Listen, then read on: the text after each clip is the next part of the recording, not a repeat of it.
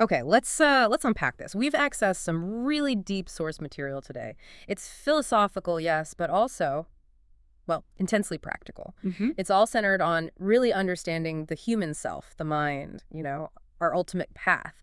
And this isn't just vague ideas, it feels more like a blueprint. Welcome. Yes, it's fascinating, isn't it, how this material treats spiritual growth. It's not presented as just belief, but more like, well, systematically organized knowledge, almost like a science. A science of the spirit. In a way, yes. We're going to explore the mechanics of the self, the sources call it the Zat, across these different states of being, and really look at how specific actions, specific mental disciplines we work on here seem to determine our path. Wow. There. Right. So our mission for this deep dive is pretty clear then. We need to analyze dreams, what they are, how they work according to this, then look at the path of development, this exponential progression idea. Geometric progression, yes. Geometric, right. And crucially, figure out this difference between, just reacting emotionally versus responding thoughtfully to whatever life throws at us. Exactly. That distinction is key. Okay, let's start with dreams. Quab. It often feels like the place our consciousness gets. Well, fragmented. The sources jump right in, sorting them into two types. Ruya Siddiqa and Ruya Qasba. Right. Ruya Siddiqa, those are the true dreams, the meaningful ones that apparently show up later in waking life. That's the idea. And then Ruya Qasba, the false ones, just mere thoughts, basically meaningless. Okay, simple enough categorization. But it begs the question. What stays the same? Right. Exactly. What part of us is constant through all this? And the sources offer this, well, I think it's a stunning unifying idea. It says the function of Nazar. Nazar. That's like sight, vision. Sight, vision, or maybe perception is a better fit. Yeah.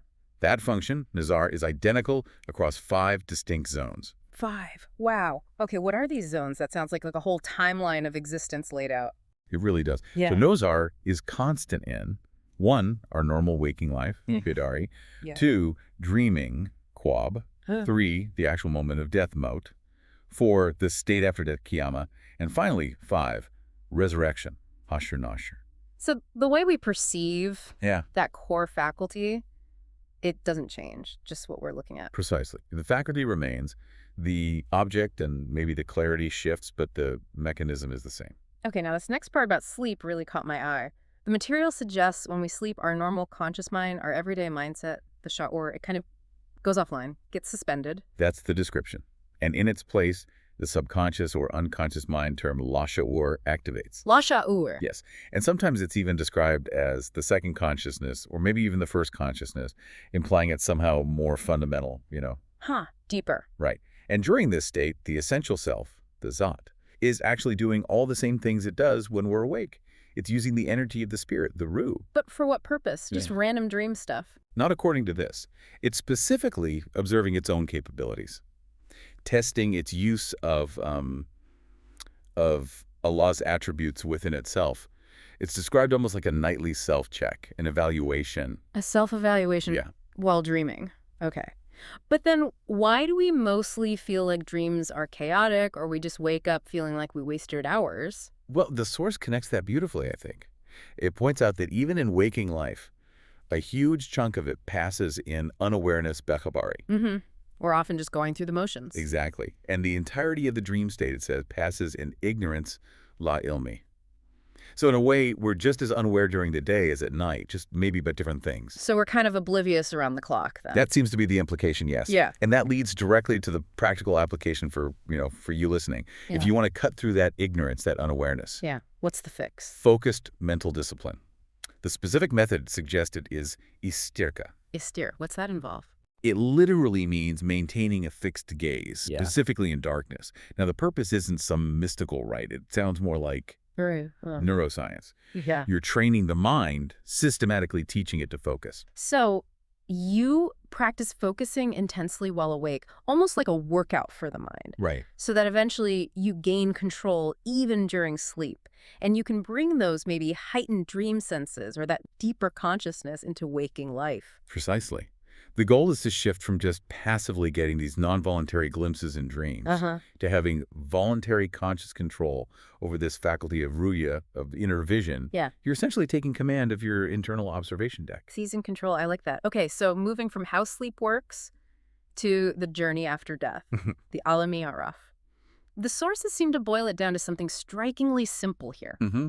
It is simple yet profound. It seems the takeaway is the mental track, the mindset you build, you really forge here on Earth. Yeah. That's the one that just continues. Yeah. Your spiritual habits become your destination. That's it, exactly. Yeah. And it really highlights the purpose of being here on Earth in the first place. We're here, the sources suggest, to gather sensory experience, yes, but more importantly, to strengthen our wisdom. Strengthen wisdom. Yeah. Why specifically? So profoundly that negative influences the source name Satan can't deceive us anymore. To get that kind of, let's say, spiritual resilience, our development must follow geometric progression. Okay, you mentioned that earlier. Geometric, 1, 2, 4, 8. Doubling each time, like cell division in the womb, that kind of rapid exponential growth. Exactly like that. It's a model of necessary rapid formation. But why is that specific progression so vital? Why not just, steady arithmetic progression? 1, 2, 3, 4, adding one good deed at a time? Because arithmetic growth is just linear. It's like repeating the same lesson or the same action. Geometric growth means you take yesterday's game and you build on it, you double down. It's about exponentially increasing your spiritual capacity, your understanding. Ah, okay. It's about leverage. Right. And the source is quite clear. Failing to progress geometrically isn't just slow progress, it's essentially failing the purpose of life. It leads to retrogression pasmonji, actually moving backward. Moving backward. Okay, that's a serious consequence. So how do we know? How do we check if we're on that geometric track or slipping? Well, the material provides a very clear ethical compass for that self-assessment. It contrasts Roohaniyat, which are divine qualities, with Shaitanat, satanic qualities. It's a clear contrast. Okay, lay those out for us. It's a brilliant tool for checking your inner state, really. Uh-huh. Roohaniyat, the path of divine qualities, is defined by 3 core pillars. First, love, mohabbat. Second, construction, tamir. And third, collectivism, ijtimayat. Love, construction, collectivism. So if you're focused on building things up, caring for others, working for the good of the group, you're on the right track. That's the essence of Roohaniyat, progress. And the opposite, Shaitanat. Defined by its own 3 pillars. First, hatred, which include negativity, anger, envy. The source uses the term nafrat. Second, destruction, takrib. And third, individualism, infradiyat. Hatred, negativity, destruction, individualism. So if you find yourself dwelling on anger, maybe gossiping, tearing things down, always putting yourself first at others' expense, that's nifrat in action. That's retrogression. That's exactly what the source indicates. Yeah. That is the backward slide, pasmongi. And this mindset, this track you're on, Roohaniyat or Shaitanat, it determines where you end up after death. It determines your placement, yes. Yeah. The source directly references Surah Waqiah, the event, defining 3 distinct groups based entirely on their prevailing mindset. First, the Ashabul Shimal, companions of the left. Okay, who are they? These are the negative thinkers, the destructive ones. They experience inner turmoil, which is symbolized by eating zakum, described as thorny, deeply unsettling food. Their outer state reflects their inner negativity. Makes sense. And the second group? The Asa'u Yamin, companions of the right. These are the elevated ones, the positive individuals following Roohaniyat. They find themselves in pleasant, beautiful surroundings, rivers, abundant fruit. Again, their state reflects their constructive mindset. Okay, left is negative turmoil, right is positive pleasant. That seems fairly standard. What's the third group? This is where it gets really fascinating. The Sebegoan, the foremost. The source offers a specific interpretation here. Those who remember the lesson. Remember the lesson. What does that mean in practice? These are the ones who have truly excelled. They've mastered neutrality. They aren't just experiencing pleasant surroundings like the right. They're described as being in complete repose, resting on cushions, being served fragrant, superior drinks.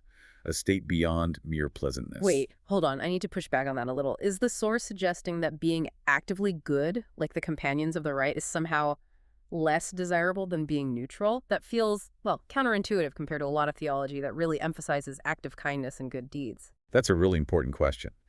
And the distinction the source seems to make is crucial. The Sebegoan aren't just passive or uncaring. They are neutral thinkers because they've actually transcended the need for emotional reaction altogether. Transcended reaction. Yes, they've achieved such mastery over their own minds that the pull of negativity, Shaitanat, doesn't register anymore. But also, perhaps, the excessive emotional attachment, even within Roohaniyat, is also something they've moved beyond. They operate purely on divine principle and its implementation. So it's not apathy, it's mastery. Exactly. That's why they're called the foremost. They represent the pinnacle of mental discipline, according to this framework. They've mastered the system. Okay, so if that's the goal, becoming one of the Sabagon, the foremost, achieving that mastery, it hinges on this neutrality. And the primary instruction seems to be you have to use your mind, the Zen, but don't get involved with the self, the Zat. Precisely. That's the core operational directive. But what does getting involved with the self actually mean in practice? How do we know when we're doing it? It means becoming emotional, becoming partial, letting your ego, your sense of I, dictate your response. So, for example, someone says something critical. If you immediately feel that flush of anger, or you start crying, you've allowed your Zat to be emotionally compromised. You've become involved. You have reacted. Okay. Reacting Zat involved emotional compromise. So what's the alternative? The alternative is to respond. And responding in this context is presented as a purely logical, almost computational exercise.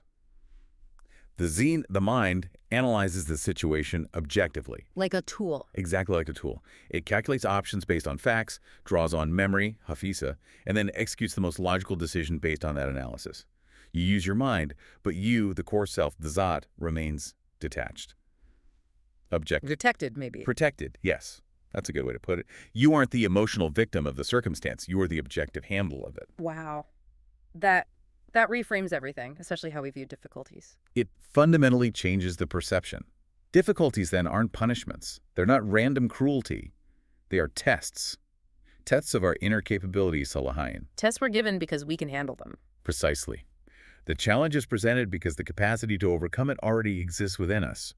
The test is actually the mechanism for unlocking and proving that capacity, leading towards that state of tranquility that Sabagon represent. Okay, this is incredibly practical. So does the source give us, like, steps, a methodology for actually doing this when we're faced with a real crisis? It does. A very clear, actionable process. First step, externalize the problem. Get it out of your head, literally write it down. Okay, write it down. Step 1. Step 2, focus the mind, Zen, entirely on the written problem. Actively divorce your emotional self, Zat, from the turmoil it might be causing. Look at it objectively. Focus the Zen, detach the Zat. Got it. Step 3, actively task your mind, Zen, to generate multiple solutions. Don't just settle for the first idea. The source even suggests aiming for, say, 4 distinct options. 4 options. Okay. Push the mind to work. Exactly. And finally, step 4, evaluate those options and execute the one that falls genuinely within your sphere of influence, your dair ikhtiar. Sphere of influence, meaning choose the path you can actually control or affect. Don't waste energy on things you can't change. Precisely. Focus your effort where it can yield results. But, and this is crucial, there's a balance required here. Okay. You must use your full capabilities. Put in the logical effort, use the Zan to its utmost. But at the same time, you must never, ever lose your dependency on Allah, on the divine. Effort and trust combined. Absolutely. The ultimate example cited is the Prophet Muhammad's, peace be upon him, 13 incredibly difficult years in Makkah. Is presented as a model of continuously analyzing, solving, and progressing through crisis after crisis, using immense human effort and strategy while maintaining absolute, unwavering faith and reliance on God. You can't just pray and wait. You have to use the tools, the Zain you were given. Effort and reliance. Use the mind, trust in God. That's powerful. All right, let's move to what feels like the peak level of mastery discussed in these sources, the ability to actually interact with and even suspend the fundamental attributes, the sifat or hasya of physical matter itself. This is profound territory. And the key example given is Prophet Abraham, peace be upon him. He's presented almost as the ultimate, well, spiritual engineer. Spiritual engineer, I like that. So what are the examples? Well, the first is the famous story of the fire. When Ibrahim was thrown into it, the command came, Ya naru kuni barda. Oh, fire, be cool. Right. But the source material adds this magnificent layer of detail. It clarifies that only the heat, the hidat, the destructive attribute of the fire was suspended. Only the heat. Yes. The fire's light, its color, its physical presence, all that remained.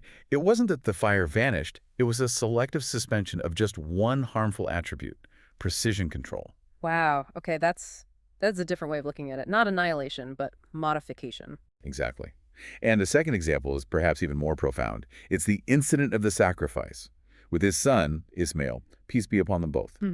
Ibrahim, in that moment, demonstrated the power to separate the knife's essential attribute, its cuttingness, the dar, from the physical object itself. So the knife was physically moved across the neck? Yes, the action was performed, but the function, the attribute of cutting, had been, well, suspended or maybe redirected. It was elsewhere. Cutting the lamb provided instead. The cutting was separated from the knife. That's the understanding presented. And this, the source argues, is why it was called Zabi Azeem, a great sacrifice. Okay. Why great then, according to this? Not great simply because the boy was saved, though that was merciful. It was great because Ibrahim, through this intense trial, discovered a fundamental secret of Allah's creation. Which was? The potential given to humans to interact with and manage the very attributes of existence. How to stop and start the properties of things through focused spiritual will. He unlocked a potential. He realized this was possible for humans through connection with the divine. Yes, he grasped the mechanism. And that mechanism, how did he access it? Was it just, faith? Or did he yell command, like with the fire? No, and this connects everything back to our earlier points. Yeah. The source emphasizes this wasn't achieved through just a simple prayer or a sudden command shouted out. It came through an intense state of deep contemplation, deep thought.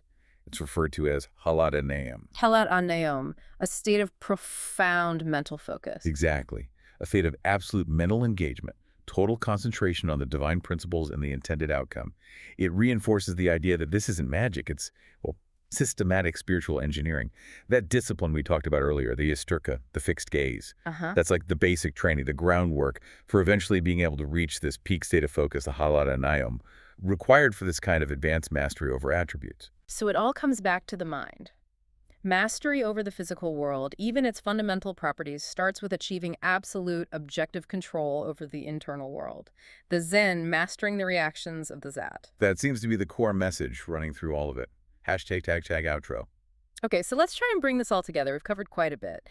The way our perception, or a nazar, functions consistently across all states, from waking life right through to resurrection. That unified view. Then the absolute necessity of developing our minds, our wisdom, not just steadily, but geometrically, aiming for those divine qualities, or amaniyat. Building, loving, working collectively, avoiding the pitfalls of shaitan. Right. And maybe most practically, understanding that immense power we have to respond logically with the Zen, rather than just reacting emotionally with the Zat, protecting that inner self. Using the mind as the incredible tool it is. And finally, touching on that ultimate potential, exemplified by Ibrahim, to interact with the very attributes of creation through profound mental focus, that halat an-nayam.